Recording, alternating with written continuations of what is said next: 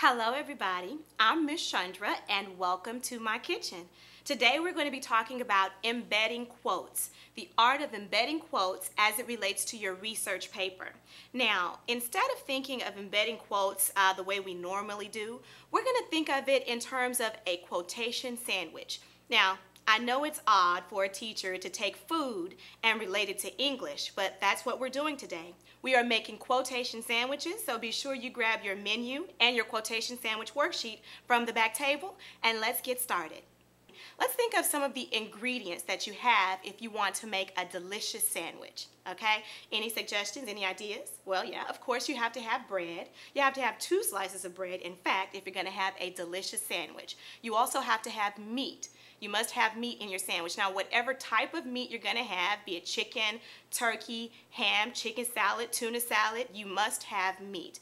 Next, you have to have your veggies. You cannot have a delicious sandwich without veggies, mayo, cheese, things of that nature. You've got to have that in order to have a delicious sandwich. And finally, you've got to have your last slice of bread, okay? We said it takes 2 pieces of bread to make a delicious sandwich. Okay, so those are our ingredients. Now, if we think of those ingredients in terms of embedding quotes, let's say your first slice of bread is when you make your point, okay? You're making your point with your first slice of bread, okay? After you make your point, you must add your meat. Your meat is going to be considered your quote. So whatever direct quote you're embedding, that's your meat, the meat to your sandwich.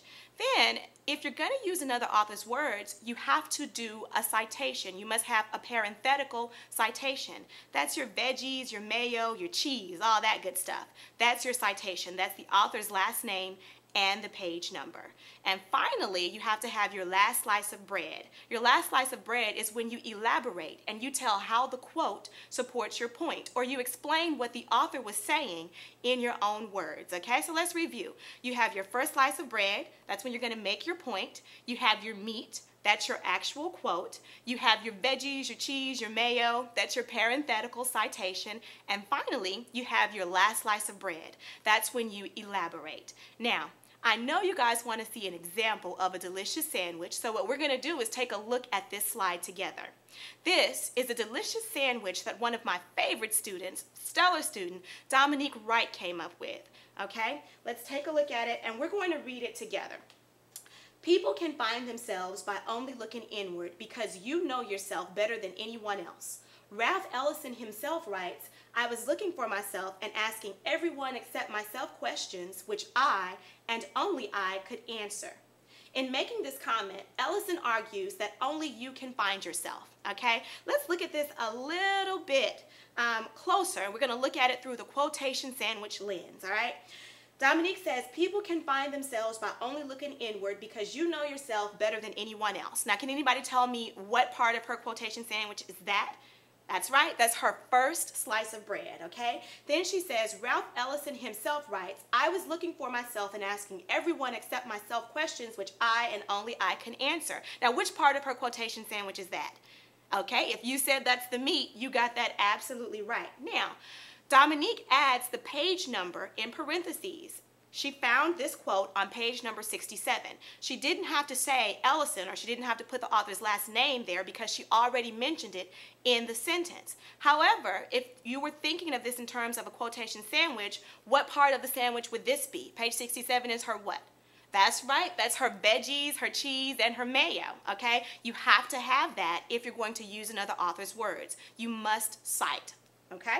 And then she says, in making this comment, Ellison argues that only you can find yourself. Now, which part of her quotation sandwich is that?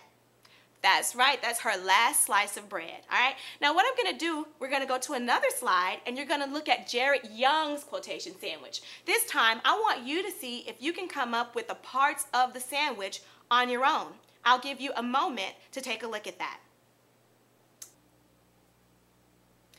Okay.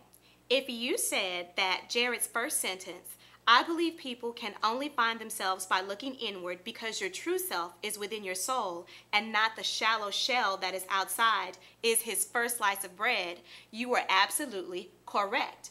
If you said that Jared's second sentence, Ralph Ellison states, it took me a long time and much boomeranging of expectations to achieve a realization that everyone else appears to have been born with, that I am nobody but myself. If you said that was his meat, you are absolutely correct. And then here in parentheses, he has page 67. If you said that that was his veggies, his mayo, his cheese, you got that right too. And his last sentence, basically, Ralph Ellison is saying that it took a long time to realize that his true self was inside. If you said that was his last slice of bread, you've got it. Guess what? Now it's your turn. You get to make your very own delicious quotation sandwich. Now, make sure you have your quotation worksheet, and I will be coming around circulating the room to be sure you have all of the ingredients that you need to make a delicious sandwich. I can't wait to see what you guys come up with because I am very, very hungry. Enjoy.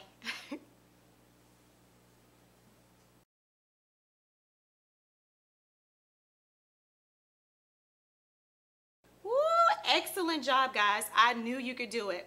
This is a delicious sandwich. Mm-hmm. You guys make me so proud.